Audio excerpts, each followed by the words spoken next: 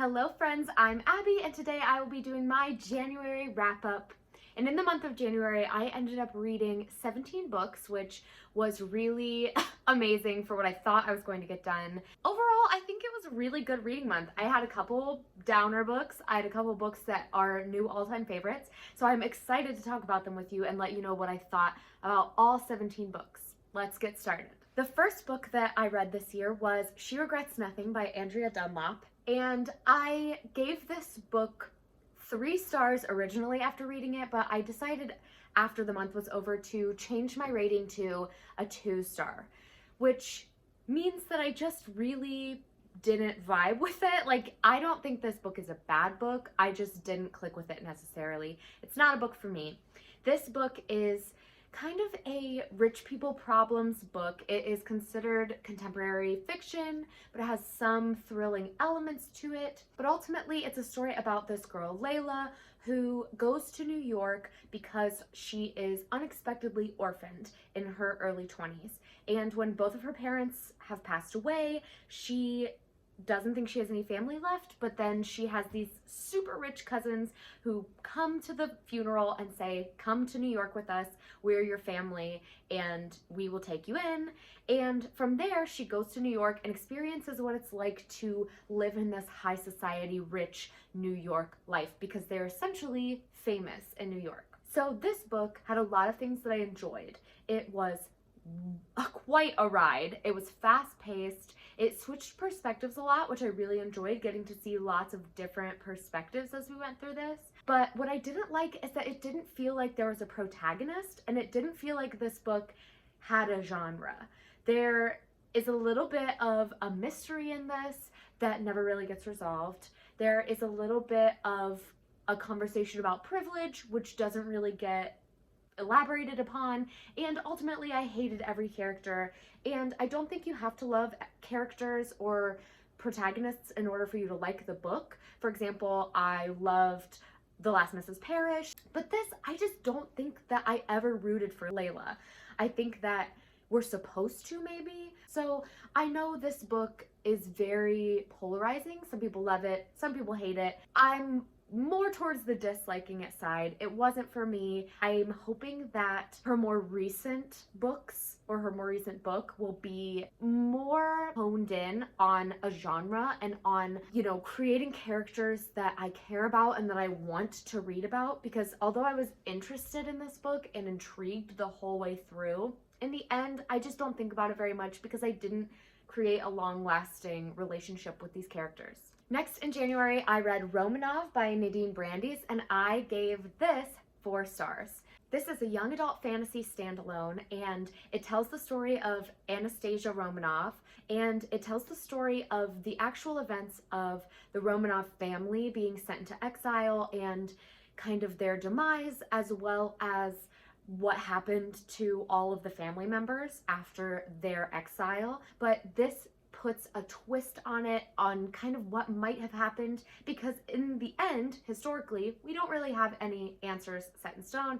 So this kind of creates a fantasy twist to that story, as well as adding in a really beautiful romance and a really cool aspect of magic and a way to do magic that was very, very interesting. So I think that the way magic played into this story and the way the characters played into the story were just very impactful. And for a book that isn't very long as a fantasy standalone, it really left an impact with me because I just loved these characters. I loved learning about Anastasia. She was a very fierce female protagonist, and I loved the kind of deep and dark themes that we cover in this book. It was not what I expected, and much darker and deeper than I thought it would be going into it. This book has some major themes about forgiveness and about hope, and those were just so moving and inspiring to me. I loved Zash, I loved Anastasia, I loved all of the characters in this, and the experiences they went through were so heartbreaking to read about, and especially knowing that it related to a true historical story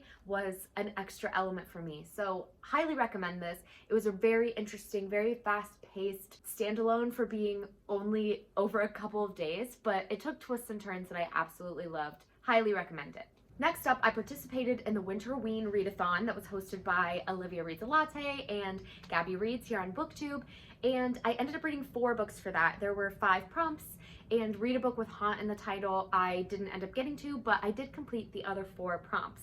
The first book I read for that was The Patient by Jasper Dewitt, and I read this for the prompt of read a scary novella because this was very short and I really enjoyed it. I gave it 4 stars. This was a recommendation from Gabby Reads. She really enjoyed it last year, and it's kind of described as similar to The Silent Patient, which I really enjoyed in 2020. So I was very excited to get into it this year. This story is about a psychotherapist in a mental hospital, and he is kind of making it his mission to care for this patient who is secluded away from everyone else. Everyone refuses to work with this patient because they say that bad, horrible things happen to people who work with this patient. And this mental therapist decides, you know what, I'm gonna be the one to make a breakthrough, and goes to work with this patient. And craziness ensues. It is a horror book, and it is true horror. It has some seriously spooky stuff in it, some scary scenes, including a scene about nightmares. It's like a nightmare scene that I still see sometimes. Like, it's still there. I'm still haunted by it. This book also had a beautiful message, which I really like. I love horror novels that kind of tell a story and have a message in them and are not just made to freak you out or scare you. And this one was very impactful because it kind of carries this message that children will listen to what you tell them. They will hear the things you say about them and the things that you are telling them about the world, and it does affect them. What we say as adults does affect children, and that was very impactful for me, especially as someone who works with children, as somebody who does counseling for a living. That message was impactful, and I'm so happy I read this because it was this beautiful, meaningful message, but with the added elements of terrifying horror. So good. And for a novella, it really was fast-paced, but also felt like a full, complete story, which sometimes novellas don't feel that way to me, so I'm glad that it was such a complete story. Like I said, I gave it 4 stars. I really enjoyed it. The next book I read for Winter Ween was for the prompt of read a book with blue on the cover, and it was No Exit by Taylor Adams. And this ended up being one of my favorite books of the month. I gave it 5 stars. I was blown away. And I don't know that if it's because it came to me at the perfect moment when it was wintry and I was kind of in a reading slump, my mental health wasn't great, and I needed something fast-paced. And Katie Coulson here on BookTube has read this recently and said it's guaranteed to get you out of a reading slump. I agree. It got me out of one. I needed it. And I loved it. This book is all about a girl named Darby, and she is driving home for Christmas break from her college, and she hits this huge snowstorm. She has to pull over and go to a rest stop, a rest area, and when she gets there, she kind of is meeting all the people at this rest area, and in the back of a van, she sees a dog crate with a child locked inside of it. And she then has to figure out whose van this is, who is holding this child hostage, and what she's gonna do about it since all roads are blocked due to this snowstorm. It was intense. I felt like I never took a deep breath the whole time. I couldn't breathe. I really was dying to know what happened. The twists in this were like twist after twist after twist, and I was blown away. I didn't see the twists coming. Like, I kept thinking I knew what was gonna happen, and then something would happen and I'd be like, oh, see, I'm right. And then it would be like, just kidding. You don't know what happens. You don't know anything. And I was like, you're right, Taylor Adams. I don't know anything. Ugh, this book blew me away. It was scary. It had a lot of horror elements and like a Criminal Minds episode vibe that I loved. And the atmosphere was everything. This had the secluded atmosphere, the secluded setting that I live for in thriller novels. So good. I loved the twists. I loved the ending, and it was very scary. So I highly recommend this if you're looking for a good thriller. This is probably one of my favorite thrillers of all time now. The next book I read for Winter Ween was to read a book in the dark, and I ended up reading My Sister the Serial Killer by Oyinkan Braithwaite, and I ended up giving this 3 stars. I should have listened to when people said that this isn't a thriller, but for some reason I just didn't believe them. I just didn't believe them because I was like, no, it sounds like a thriller. It wasn't really. So this story is about a woman who is working as a nurse, and her sister continues to call her every once in a while and say, hey, you have to come help me. I killed my boyfriend. So her sister is this serial killer, and it's kind of about this main character dealing with those conflicted feelings of, what do I do? She's my sister. Her sister has reasons behind what she's doing, and so she doesn't really know how to react. And ultimately, it's just kind of a short and sweet story about family and what we owe to each other, as well as kind of the sisterly bond. So this book, ultimately, the beginning was interesting, the middle I was super interested in, and then the last little chunk lost me and is kind of where I dropped it down to 3 stars. I do think that it was very interesting, and that if you think the story sounds interesting, you should check it out. This just wasn't it for me, and it's not one that I think is going to stick with me, only because I just didn't really like the ending, and I didn't like the turns that it took.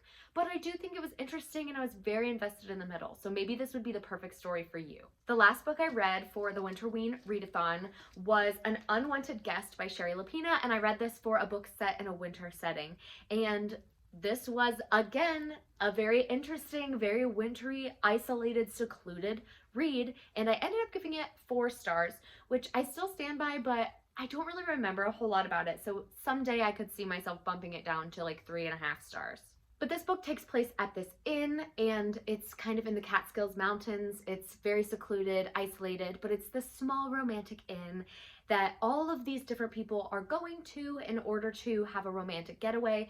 And while they're there, a huge ice storm comes through and traps them all in this getaway. So it has a very secluded, like no power, no phone lines kind of vibe, and then people start dying. And the first death seems like an accident, but of course, once more than one person dies, it starts to become clear that there's something fishy going on. This book was fast-paced. It was very interesting because it switches perspectives a whole bunch of times, so you don't trust yourself as the reader to be able to figure it out, because you're like, well, no, but we've heard from everybody. Like, I would have heard from one of these protagonists that we're reading about, one of these narrators, if they were killing people. But the way it all wraps up was very good, and I didn't see it coming. I was able to see it coming right at the very end, which is exactly what I like, where I'm given just enough details to be able to make an educated guess, but it's still mostly a guess.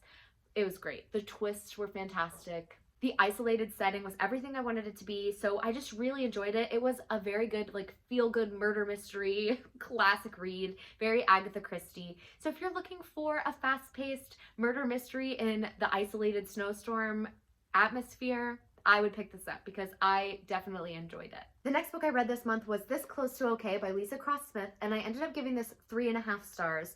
Kind of closer to 4 stars, but 3.5 is what I'm officially going with.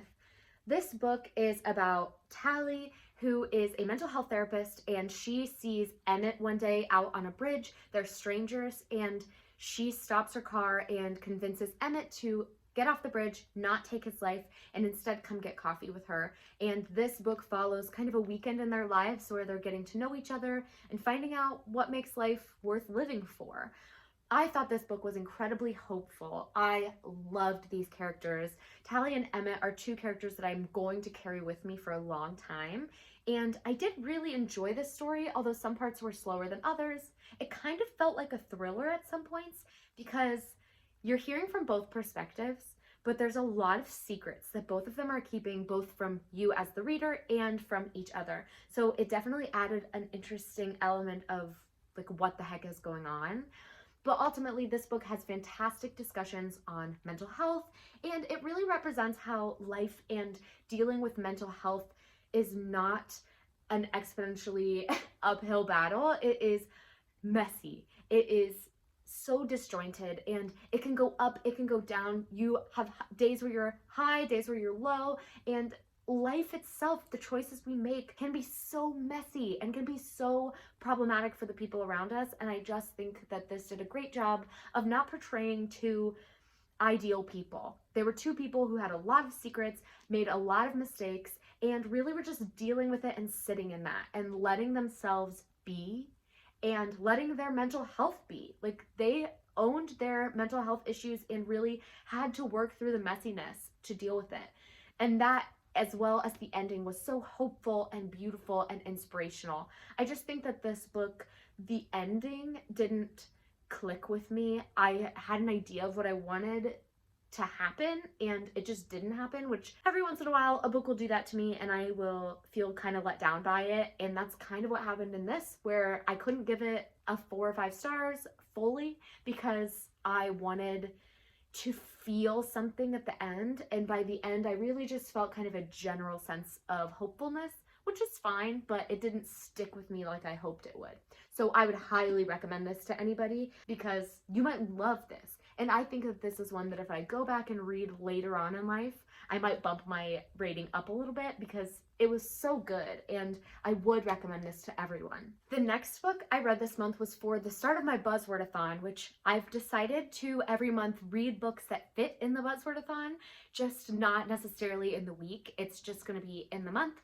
So the first book I picked up for that was In the Dream House by Carmen Maria Machado, because the word this month was dream. This is a memoir by Carmen Maria Machado that is about her experience in a female-female same-sex relationship that is abusive.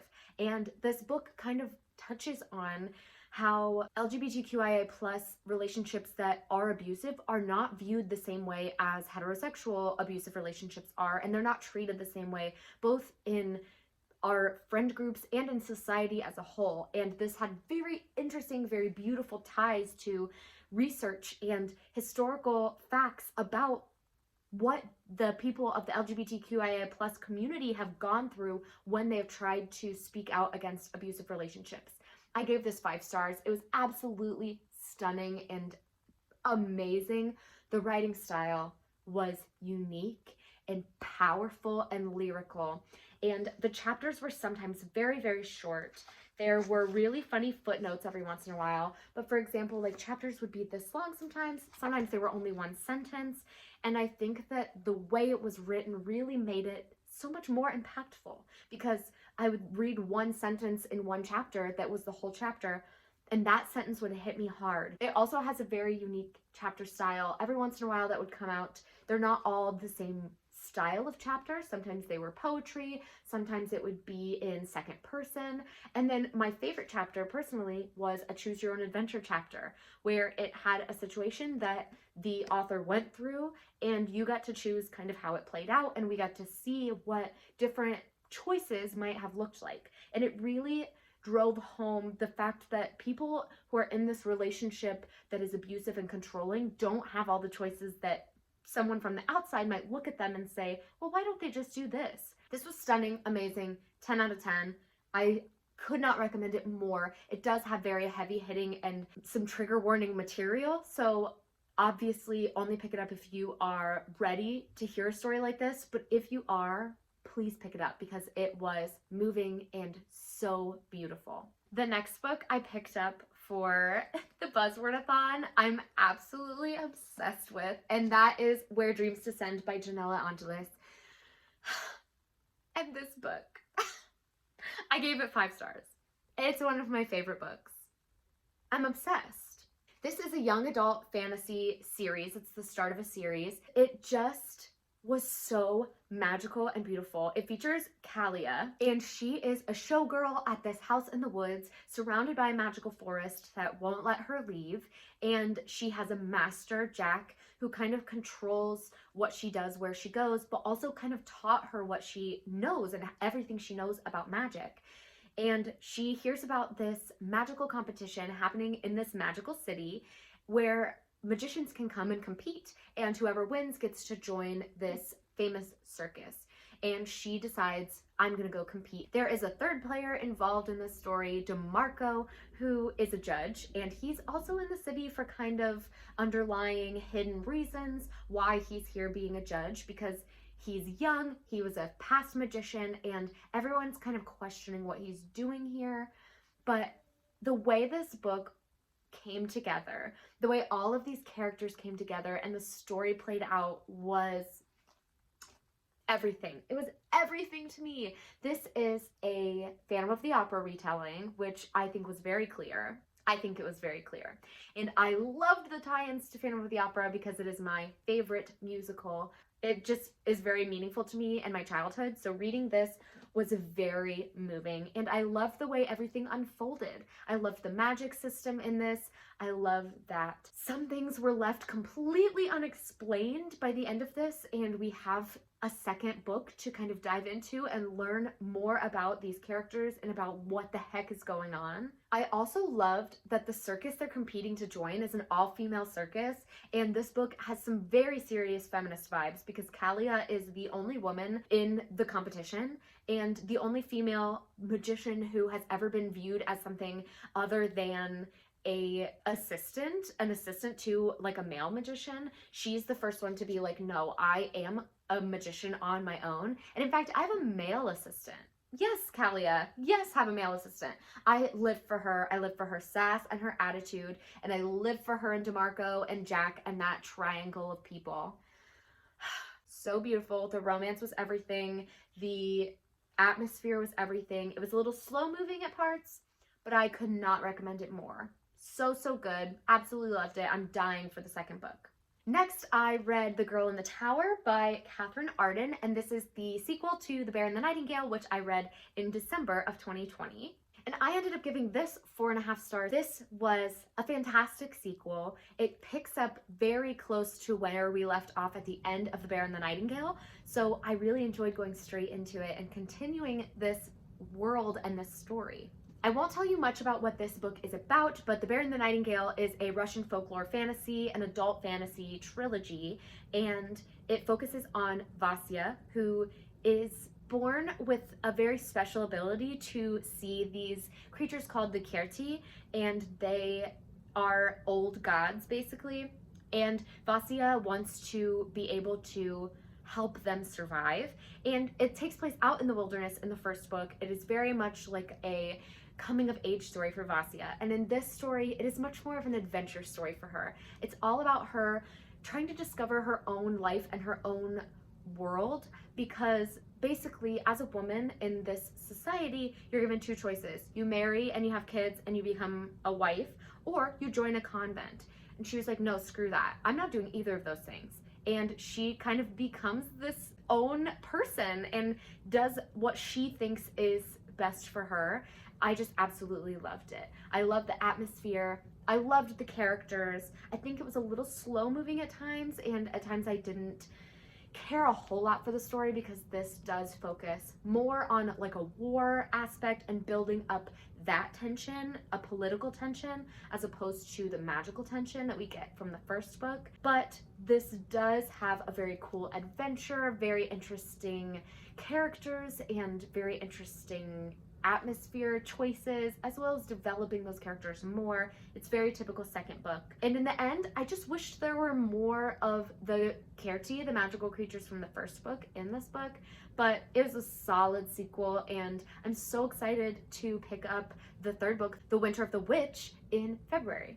The next book I read in January was The Push by Ashley Audrain, and I ended up giving this 4.5 stars again. So good.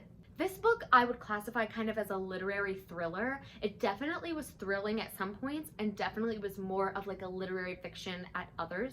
And I think that's what makes it so special to me, because although I love the thrill of thrillers, kind of like what I mentioned about horror books earlier, I like when books have an impact for me or a meaning behind it that I can take with me and carry with me as I go throughout life. And this book definitely did that. So this book is all about this woman who has a child and just doesn't feel right. She feels like something is wrong and that something's wrong with the child, but nobody believes her, and her husband has this deep emotional connection to the child that she as the mom does not have. And so the husband is very much like, no, you're wrong. You are just having some of your own issues, whatever, we'll all move past it. And it's kind of the story of what happens when nobody believes her that something is wrong. It also follows a generational story of getting to look at her as well as her mom and then her grandmother raising her mother. So of 4 generation line really, of mothers and daughters, and what happens when dysfunctional families continue and continue and continue with nobody recognizing what's going on. Again, I felt like I couldn't breathe the entire time I read this. It felt like something was sitting on my chest. I felt brokenhearted. I cried a couple times. I was so held down by this story, and the thrilling aspects were very thrilling. The story is also told in second person, as if the main character is telling the story to her husband, Fox. And that perspective was very interesting, and I haven't really read it in a literary drama or literary fiction before, where it's always directed at her husband, so that she's telling kind of like, you didn't believe me, here's what I was experiencing the whole time, I'm just gonna put it all out here for you. And I really enjoyed that. I thought it was very interesting. This book had it all. It had spooky children, it dealt with grief and depression and loss, it has trigger warnings all over the place, so please look them up if you need some before picking this book up. But I just think it did a fantastic job of perfectly encapsulating what it's like to not be believed as a woman by other men, by doctors, by friends, by other women, and also this pressure to be everything and also to be a good mom, kind of what leads us to being good mothers. So good. It's all about that gut feeling that you might have about something and being completely ignored about it. I just can't recommend this enough. It was exactly what I wanted in a thriller book, and I'm so happy I read it because it's definitely had some polarizing opinions, but this was right up my alley. So if we have similar reading tastes, you might find it right up your alley too. Next, I read The Shining by Stephen King, and I ended up giving this 3 stars. This was kind of my wake-up call this month that I don't think Stephen King and I really jive. I don't think his writing is necessarily for me. And I know that he's like the classic horror writer. It just wasn't for me. Only because it follows a pattern with him, and I just don't love a lot of the choices he makes consistently in his books. So I don't know that I will be picking up much Stephen King after this, because this one I think I was hoping would be what connects me to him and what makes me want to read more of his books. And ultimately I just felt kind of meh about the whole thing. I did love this movie, so I will definitely be watching this movie many times, but in the end I thought the movie was better than the book, and I don't often say that, which makes me think maybe Stephen King's writing is just not up my alley. This book, if you don't know, is about this family who takes over working at the Overlook Hotel for the winter. It's very isolated, another very isolated winter story, which I was really in the mood for this month.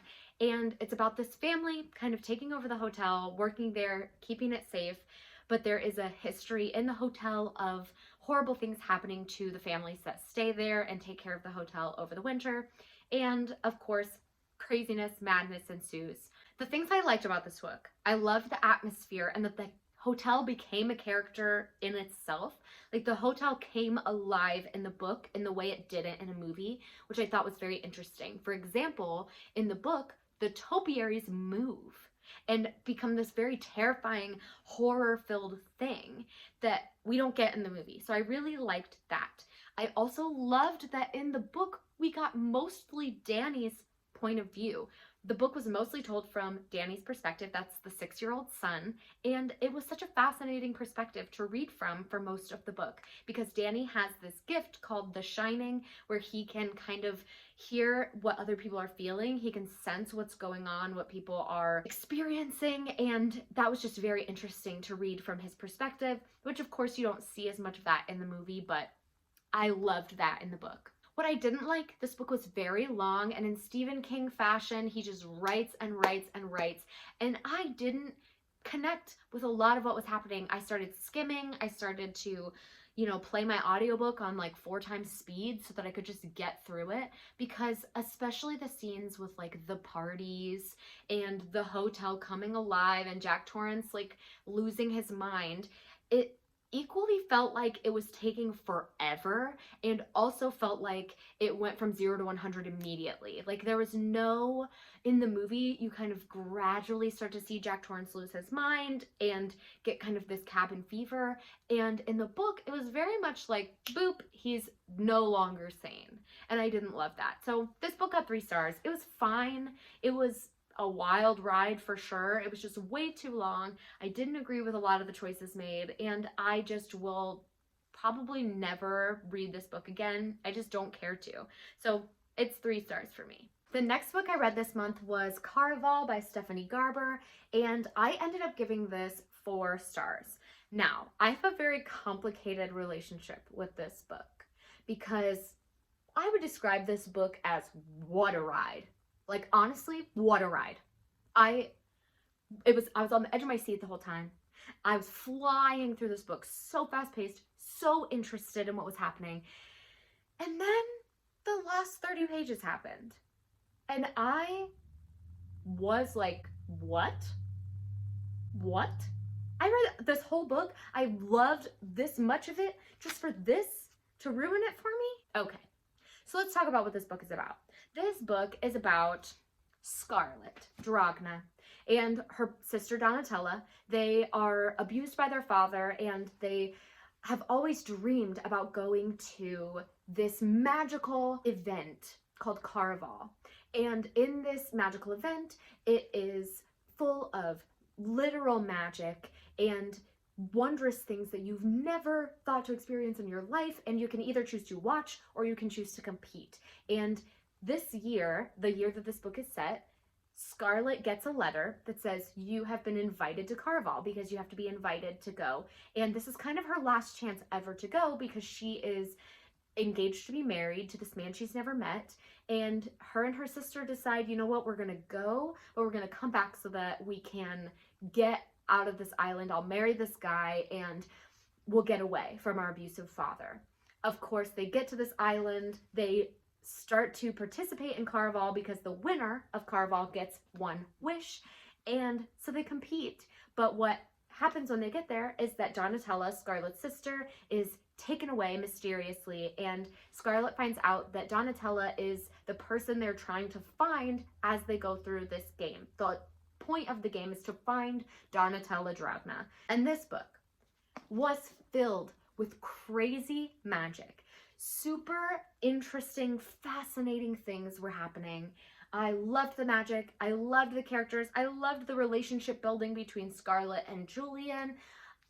I loved the fact that we got to see Scarlett's devotion and attention paid to her sister and all of that stuff. I loved the addition of her father being this kind of terrifying presence always in the back of her mind, and that discussion of kind of, does the trauma of this abusive relationship really ever leave you? That was all fantastic.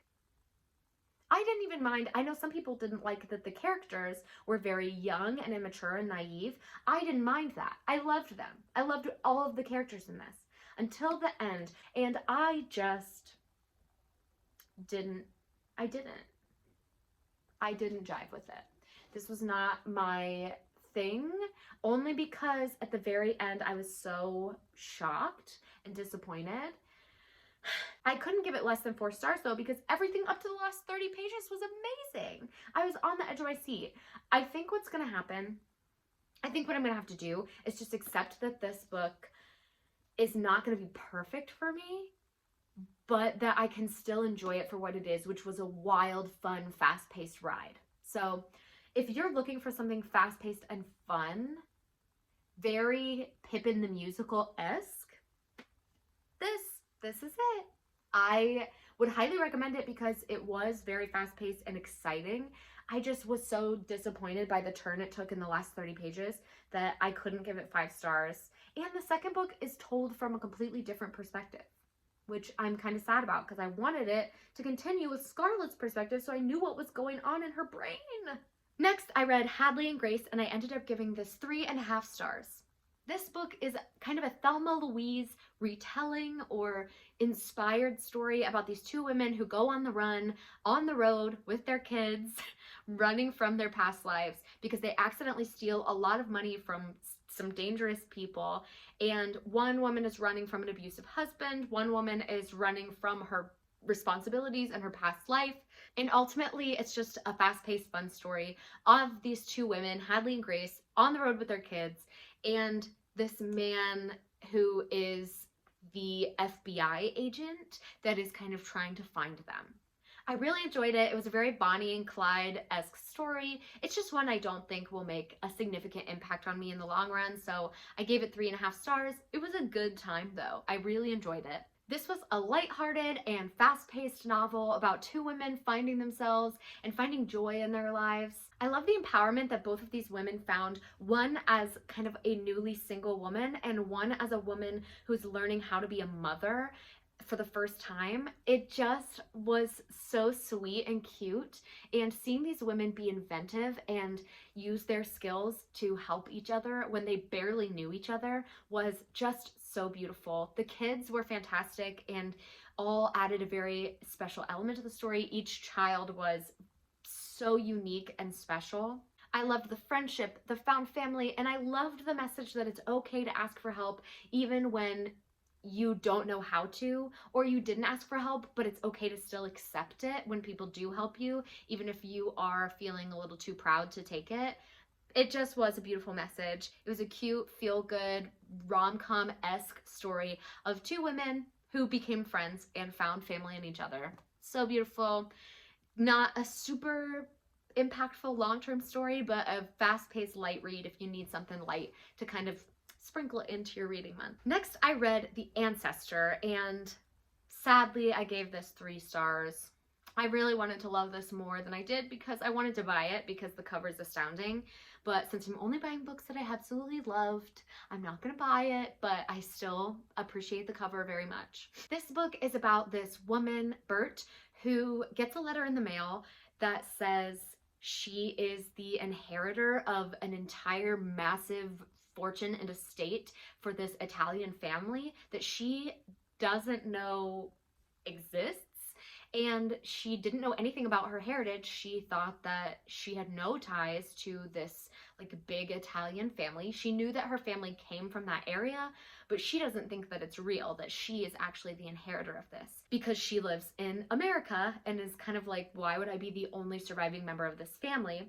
So she has to go to Italy with her newly separated husband. They decide to go to Italy together, and as soon as they get there, her husband disappears, and she's kind of on her own to investigate this estate and find out what being the owner of this estate really entails and what she actually inherited. This book was very atmospheric and reminded me a lot of Mexican Gothic, kind of in the slow building, world building atmosphere of the book, except that this takes place in Italy and is very cold, takes place up in the mountains where nobody really has any connection to the outside world, which added to part of the scary elements. The isolation, the lack of cell service, the lack of access to the outside world because you can only reach this place by helicopter. There are also the additional scary elements of they found her because she took a DNA test, how the internet works and you can find anybody in the world right now. And then in addition to that, there's also a beast in the woods that's stealing children. Okay, there was a lot going on in this book. And I kind of agree that there were a couple reviews I read that said this turned into kind of like a genealogical textbook at one point, and I do kind of agree with that. At some points I was like skimming and pushing myself through, but I still thought that this was very atmospheric and cold and built up this beautiful world that I was very interested in. And then it took a turn where it was no longer considered horror in my opinion and was more like a literary fiction.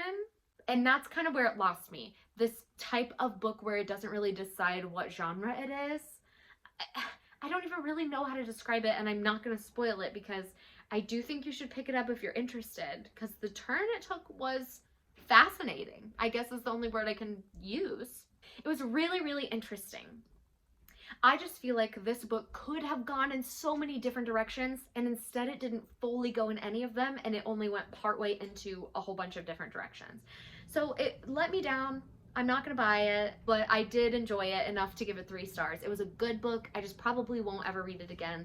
And I think I would only recommend it to somebody who likes slow-paced horror, literary fiction, atmospheric horror type stories. Okay, next I read The Wife Upstairs by Rachel Hawkins, and I ended up giving this 4 stars. I think this is a very solid thriller, a very traditionally solid thriller. This is an adult thriller that is a Jane Eyre retelling, And it focuses on this woman, Jane. I don't know why I had to look that up. It's Jane. It was Jane Eyre retelling. But it's about Jane, and she is a dog walker in this really rich southern town, and she kind of dreams about being more rich than she is. And she meets Eddie Rochester, who is very rich, and his wife had recently disappeared, and so everyone kind of presumes that she is dead. And when she meets Eddie, she decides, you know what, I'm going to start dating him. But of course, things take a turn. Everything is not as it seems, and it's very, very interesting the direction it goes in. It has perspectives. It switches from Jane's perspective to B's perspective, which is Eddie's missing wife. And I thought that was very interesting because you're getting to see kind of what led up to her disappearance while you're reading about Jane being with Eddie. And that really added to the thrilling elements of this, where you were kind of like, what's gonna happen to Jane? What really happened to B? And you don't find out until the end really what happened to everybody. So that was very, very interesting. This book is kind of a combination of Verity and The Last Mrs. Parrish. I think they both were kind of 4-star reads for me, which I think added to the elements that made this a 4-star read. It's very much rich people problems, which I don't always love in books. And this whole time in this book, Jane has a secret, and everything that led up to Jane's reveal of her secret was kind of building it up, and I was really interested. And in the end, the secret just felt a little bit anticlimactic compared to like everything else that's going on in the book. So that was an element I didn't really love once we got there. But ultimately, this book is fast-paced. I flew through it. It has short chapters, and it was very much a classic thriller. And if you're looking for something that will keep you on the edge of your seat and will make you kind of question the narrator, all of the narrators, because you get to hear a little bit from everybody, and just be invested in this group of people and this very strange situation, I think you should pick it up. And last, but most certainly not least this month, is Strange the Dreamer by Laini Taylor. And this book I gave 5 stars. It's a new all-time favorite for me. I am obsessed with it. This book is stunning. The writing is so lyrical and beautiful. The prose was amazing. And for a young adult fantasy, I just felt like the world building, although a bit slow, was exactly what I was looking for. This slow but beautiful building of an entire world. And we have a little bit of traveling in this book, a little bit of everything I love in fantasy novels. So this was right up my alley. And this book is all about Laszlo Strange, who is a librarian, and he's always been interested in the story of the city of Weep, which is also known as the Unseen City, because nobody has been able to find it. It's kind of a lost city in the world. And he's done a ton of research on the city and where it went, what happened to it. And in the end, this group of people kind of gets together to go find this city, and he joins it. This also switches back and forth between his perspective as well as Sarai, who is one of the inhabitants of the lost city of Weep. So good, so fantastic. I absolutely loved the magic system in this. It was so fully formed and unique to what I've read in the past. I loved Sarai and Laszlo. They are my absolute favorite.